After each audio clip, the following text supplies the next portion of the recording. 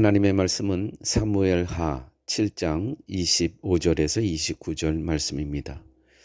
여호와 하나님이여, 이제 주의 종과 종의 집에 대하여 말씀하신 것을 영원히 세우셨사오며 말씀하신 대로 행하사 사람이 영원히 주의 이름을 크게 높여 이르기를 만군의 여호와는 이스라엘의 하나님이라 하게 하옵시며 주의 종 다윗의 집이 주 앞에 경고하게 하옵소서. 만군의 여호와 이스라엘의 하나님이여, 주의 종의 귀를 여시고 이르시기를 내가 너를 위하여 집을 세우리라 하셨으므로 주의 종이 이 기도로 주께 간구할 마음이 생겼나이다. 주 여호와여, 오직 주는 하나님이시며 주의 말씀들이 참되시니이다. 주께서 이 좋은 것을 주의 종에게 말씀하셨사오니 이제 청하건대 종의 집에 복을 주사 주 앞에 영원히 있게 하옵소서. 주 여호와께서 말씀하셨사오니 주의 종의 집이 영원히 복을 받게 하옵소서 하니라. 아멘. 하나님의 은혜와 여러분들 성도님들께서 기도해 주심으로 미국에 잘 도착했습니다. 미국에 있는 동안에 매일 말씀은 올리지 못하지만 시간 되는 대로 말씀을 묵상하면서 같이 말씀을 나누도록 하겠습니다.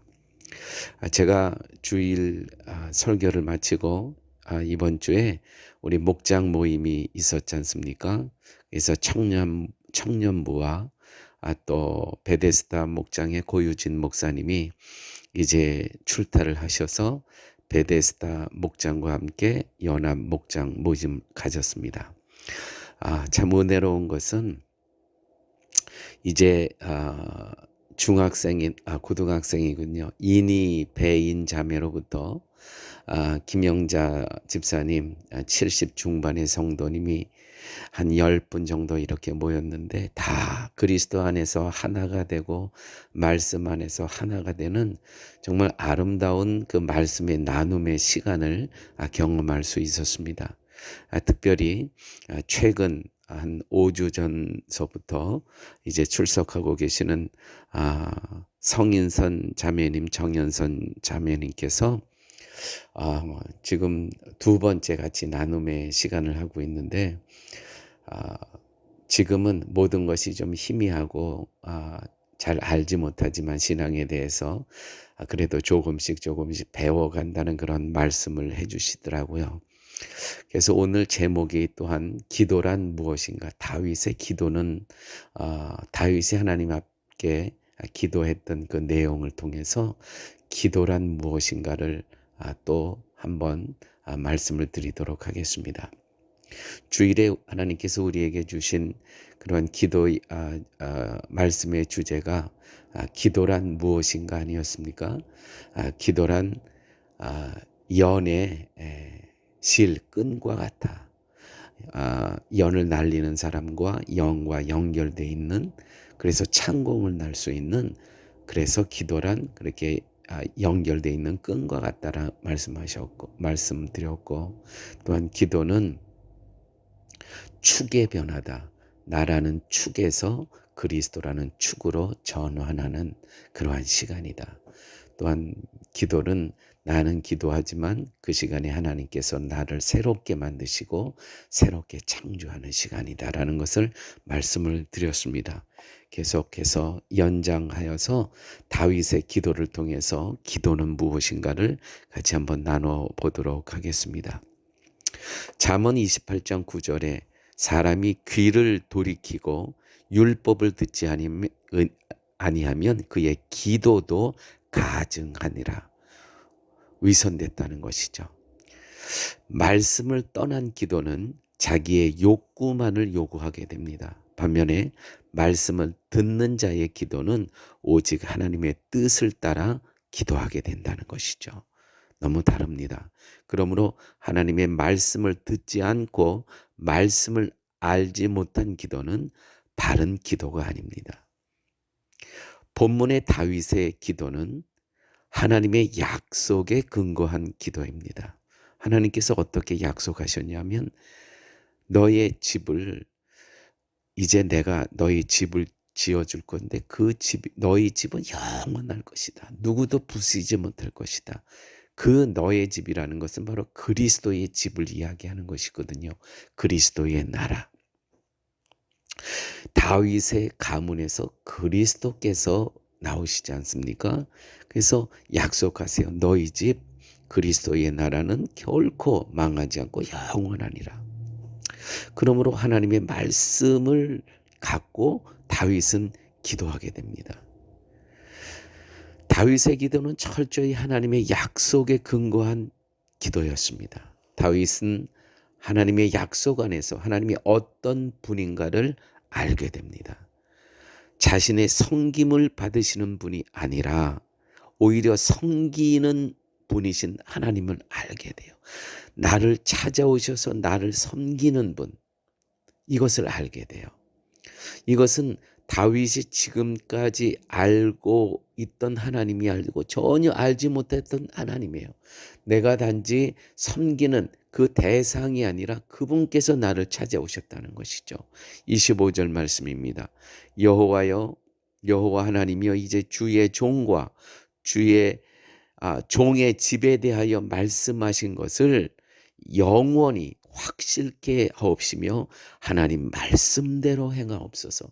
너희 집을 영원히 견고하게 하겠다라는 그 약속의 말씀을 갖고 기도하고 있습니다. 그대로 하나님 함께 해주십시오. 하나님께서 언약하신 말씀대로 이루어지기를 구하는 내용입니다. 다윗의 기도는 오직 하나님의 말씀이 자신에게 그대로 이루어지기를 원하는 소원 외에 다른 소원을 두지 않았다는 것이죠. 하나님의 뜻만 구했다는 것입니다. 아무쪼록 사랑하는 교회 여러분, 우리가 말씀 속에서 하나님께서 우리에게 약속하신 그 약속이 우리의 가문과 내 삶 속에서 이루어 주시옵소서. 우리 교회에 이루어지게 하여 주시옵소서. 오직 하나님만 뜻만 구하는 성도님들 되시길 바랍니다. 27절 말씀입니다.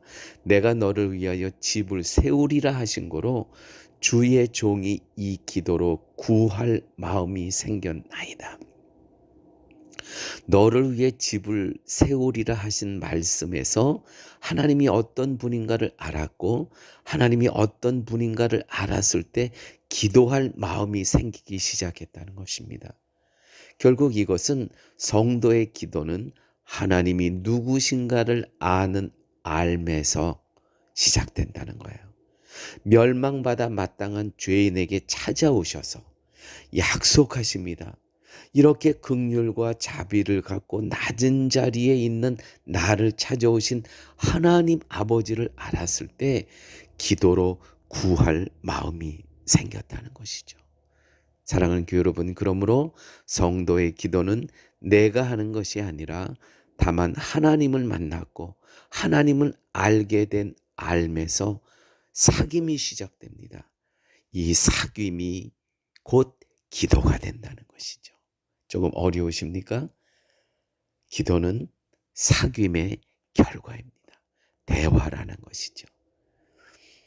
이렇게 정말 주님 앞에서 보잘것없고 정말 하나님으로부터 벌받기에 마땅한 나를 찾아오셔서 긍휼히 여겨주셔서 자비로 나의 모든 죄를 용서하여 주시고 나를 받아주신 그 은혜의 사랑을 알게 되었을 때 비로소 우리는 그분에게 다가갈 수 있고 그분을 알게 되고 그분과 사귀기 시작할 수 있게 되었다는 것이죠. 이 사귐의 결과가 기도가 된다는 것입니다. 기도란 자신이 원하는 것을 실컷 구하고 나서 아버지의 뜻에 맡긴다는 말 한마디로 자기 욕심으로 구하는 것이 절대로 아닙니다. 하나님께서 나를 찾아오심에 감사하는, 주님 감사합니다 라고 고백하는 것이 기도라는 것이죠. 하나님의 뜻이 무엇입니까? 나의 소원을 하나님의 뜻으로 혼돈한다거나 육신의 일을 하나님의 뜻으로 착각해선 안 됩니다. 하나님의 뜻은 다윗을 위해 집을 지으시겠대요. 다시 말씀드려서 그리스도의 나라를 세우시겠다는 것입니다.